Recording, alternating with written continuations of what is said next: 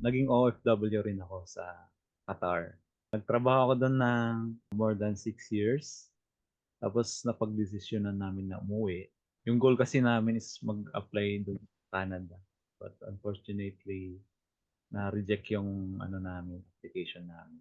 Tapos, year 2022 yun nung nandito na kami sa Pilipinas. Wala akong trabaho noon. Talagang extra ako lang pinagkukuhanan na ano. Nagtitrade kasi ako eh. Kaya doon lang ako kumukuha ng pera ko din. Pero si Mrs. ko nag-apply na rin siya ng medical VA nung nalaman na namin na na-reject yung application namin. Pero ako tambay-tambay lang. Tapos naghahanap ng kung ano-anong pwedeng gawin, kung ano-anong pwedeng pag-applyan. Kasi ano na ako dati, online jobs na rin ako dati dun sa Qatar pa lang. Pero part-times lang talaga siya. Anong area? Anong field? More on Amazon. Amazon. Okay. Amazon VA. Kaya ako nung doon pa lang sa Qatar, nakikita ko na yung Amazon VA, Amaze Nation. Amazon Nation pa ang pangalan nila noon eh. Tapos nung ano, hindi pa ako nag-enroll noon. Saka lang ako nag-enroll nung ano, umuwi ako kasi parang na-curious ako eh. Ang ginawa ko, binili ko yung bundle ano, nila na offer.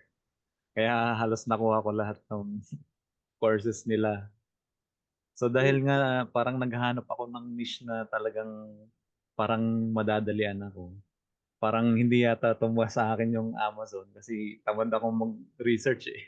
Nung after few months, lumabas yung ano, yung bookkeeping course. Kinuha ko na agad. Parang ako Mm. yata yung unang unang Oo, nag-purchase. oo nga, ikaw ang pinakaunang nag-enroll. Yung pinakaunang nag-purchase nung Mm. course. Kasi nung time na yon, tinapos ko na ng wala pang isang araw yung ano, yung course na yon. Kasi may background na kasi ako sa ano, Keeping. accountancy May previous work ka na accounting before or bookkeeping? doon sa Accenture. Pero hindi kami related sa ano, talagang accounting na like sa mga ginagawa namin ngayon. Hindi siya ganon. Kasi alam mo na pa pagka mga ganon na position, kahit sabihing accounting assistant, tapos iba yung trabaho mo. Ganon ang ibig sabihin. Pero may parang background na ako kasi financial management graduate din naman ako. So may background ako sa accounting. After nun, nung natapos ko yung course, nag-apply na ako sa kung saan-saang platform, Online Mm. Jobs PH, sa Upwork, tapos trinay ko rin yung mga agencies. After wala pang 2 weeks, may tumawag na sa akin na i-hire ako. Naswertehan lang siguro na nagsabay silang dalawa. Ay, Australian pala silang dalawa.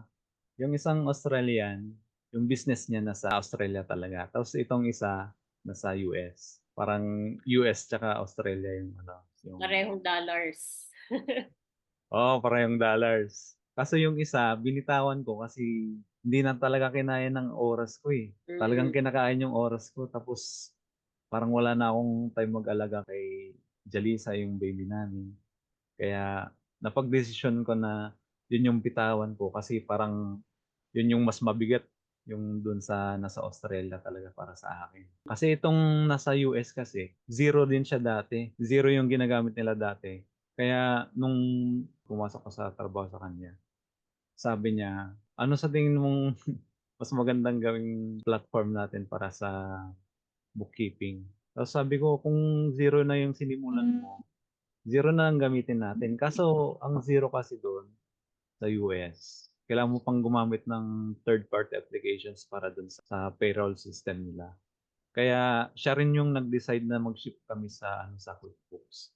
Pero yung isang Australian na client ko, zero talaga yung ginagamit namin. And I think sa US more on QuickBooks din talaga. Yun ba yung connected sa tax ano din nila sa US? Opo. Opo. QuickBooks, no? Kasi Opo. sa Australia naman, zero yung connected sa tax office nila.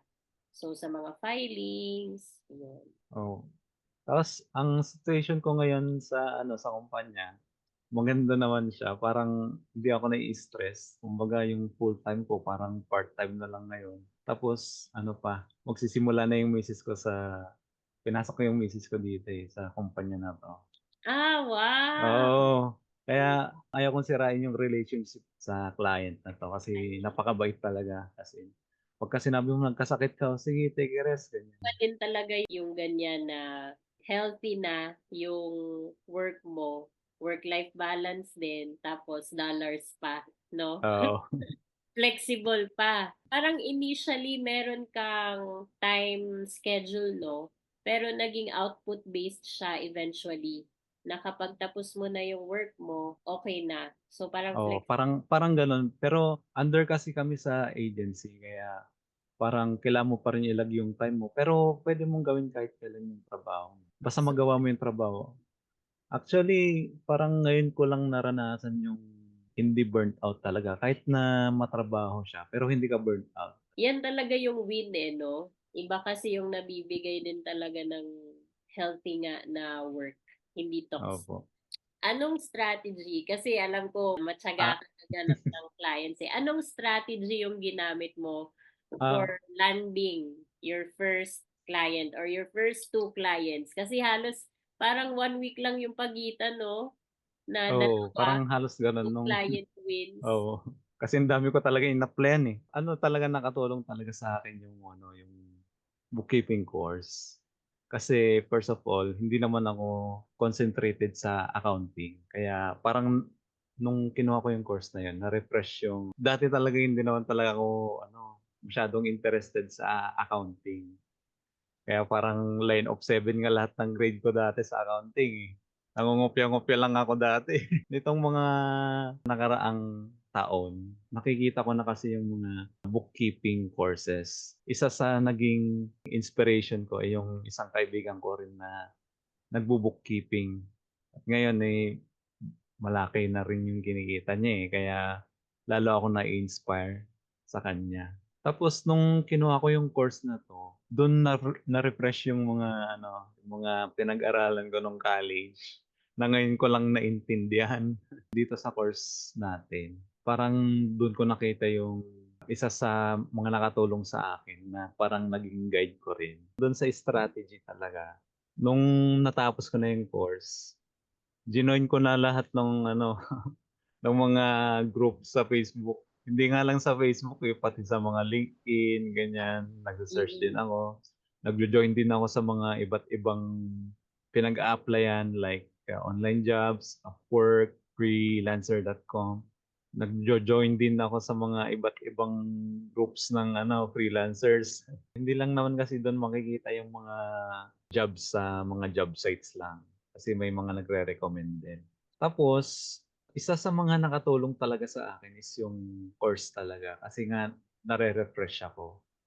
Tapos yung pangalawa naman, yung meron kasi dun sa course na very interesting talaga na nakatulong talaga sa akin sa lahat ng interviews ko talaga, yung understanding the business. As Hmm, in parang oo. parang nakabuklat lang talaga sa akin lagi yun.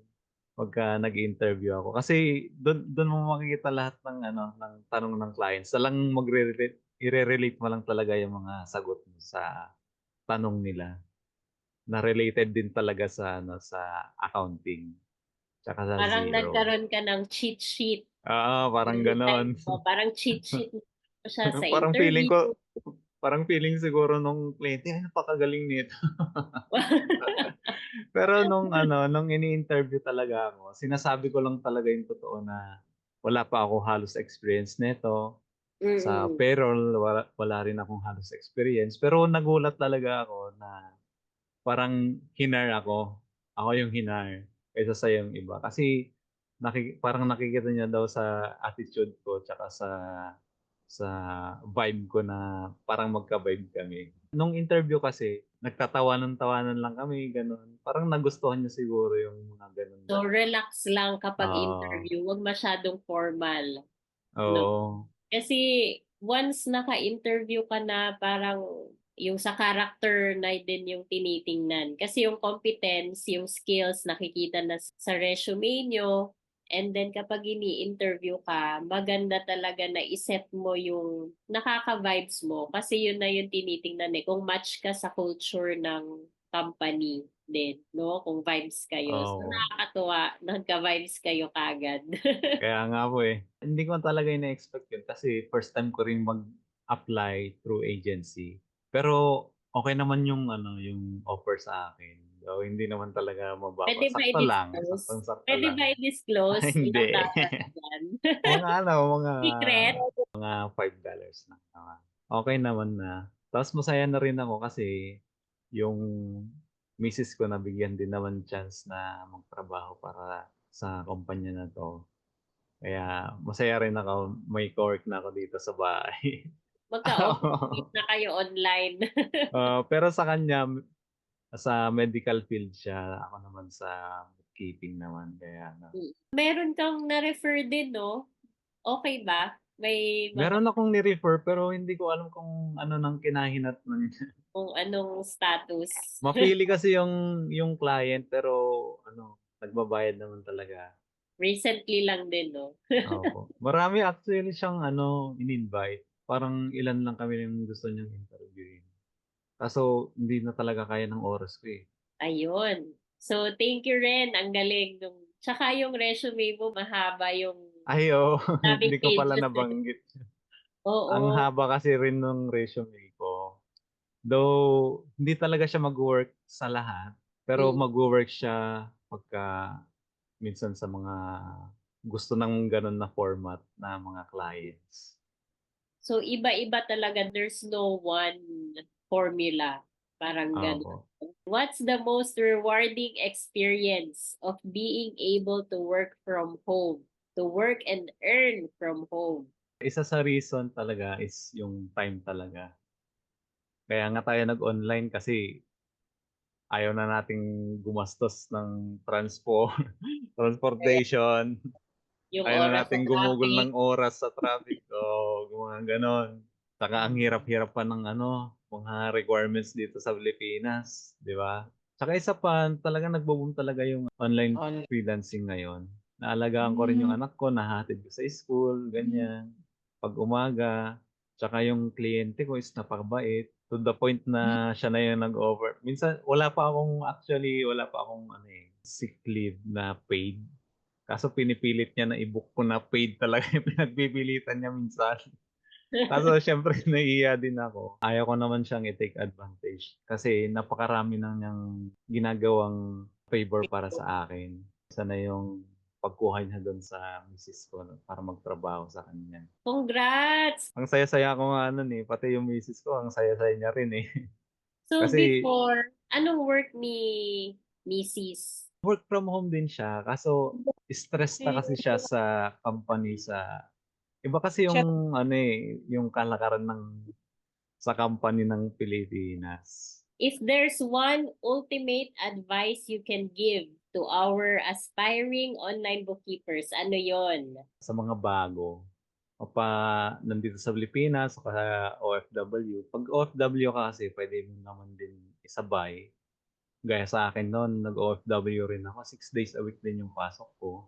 May time pa rin naman na mag-part-time. So, i-try niyo lang i-try na mag-apply kung suwertehin. Minsan kasi pagka naano ka ng suwerte, suwerte ka talaga, eh. Huwag kayong titigil talagang sa'kin naman parang hindi ko naman gusto yung accounting dati. Simula nung college actually ayaw ko ng ano, kaso kung titignan mo yung opportunity talaga, mas maganda yung bookkeeping kasi parang 'pag natapos mo na yung trinatrabaho mo tapos na talaga. Unlike sa Flexible. mga ibang na-try ko na hindi ko naman sinasabi na pangit, pero hindi lang talaga swak para sa akin. Depende Pangit. talaga kung gaano ka kasipag.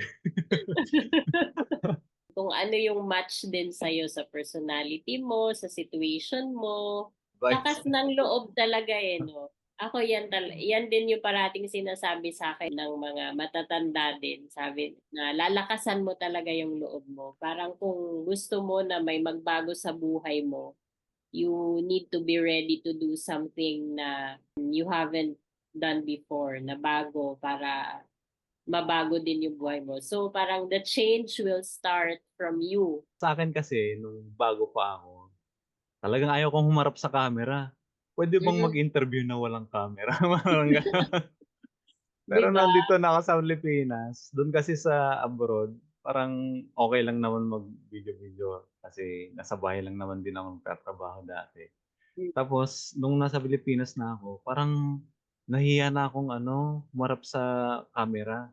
Tapos yung mga interview 'di ba, nire-rewire ka pa nila na ano, na magpasa may ng "Tell me video. something about yourself." Oo, yung may 2 Mga minutes gano'n. Eh, nakakailang take kaya ako nun, mga 20 siguro, pawis na ako. 2-minute video, isang linggo ginawa. Oo. Pero ngayon yung mga na-attendan ko na interview parang relax na lang ako. Kasi paulit-ulit lang naman yung tanong talaga.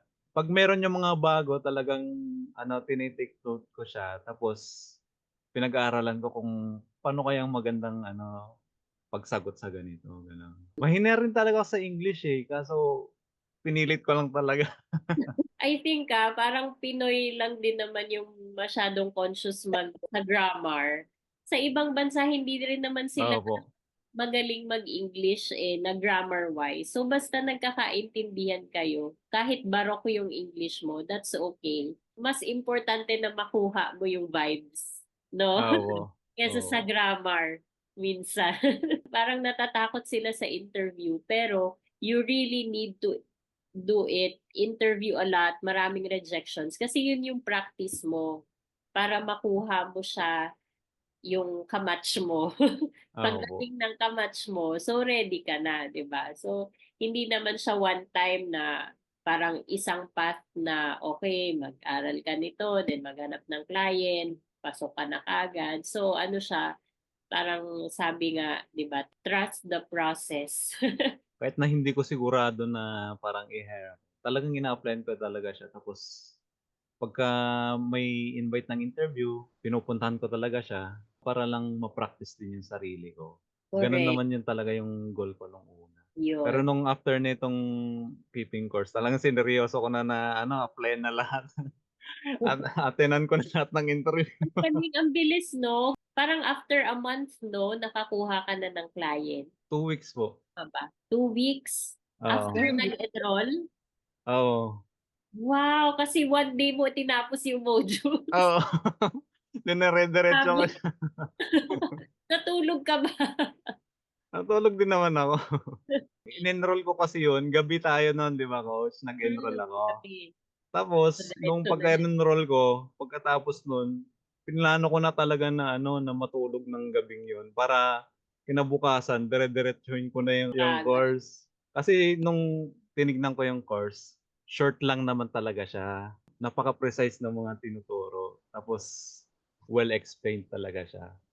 Kaya parang as a beginner kahit na walang kaya walang background sa accounting, maintindihan mo talaga siya kasi galing ni coach mag-explain, eh. Nung na-interview kasi ako, tapos hanggang sa nasa work na ako, nagtatanong-tanong pa rin ako kay coach at lagi rin naman sumasagot. One-on-one pa Kaya tayo. thank you so much coach sa pag-guide mo sa akin. Ikaw yun. Thank you, Rayborn, kasi ikaw yun, eh. Ikaw yung nag-take action, ikaw yung naniwala sa sarili mo, 'di ba? Nagpursige. Nagpa-plan din ako na ano, na mag-apply ulit ng mga bagong work and hopefully sa zero naman na. Meron din kasi yung mga client na talagang pinagbibigyan ka nila na kahit na wala ka talagang Hmm. kaalam-alam. Tsaka meron Tsaka talaga yung mga client na gusto nila bago talaga, oo, may mga mga gano'n. ganyan na gusto nila, trainable. 'Pag Kasi may alam ka minsan na kasi matigas ka na, eh. correct, 'pag may experience ka na minsan ang hirap mo ng turuan kasi may sarili ka ng way kung paano mo gagawin. Eh, may mga clients na gusto nila yung fresh talaga na kung ano yung process nila, susundin, yun. If you want to learn in-depth about online bookkeeping, enroll now sa ating bookkeeping course. And if you have any inquiries, message the Amaze Nation team. See you inside our bookkeeping community.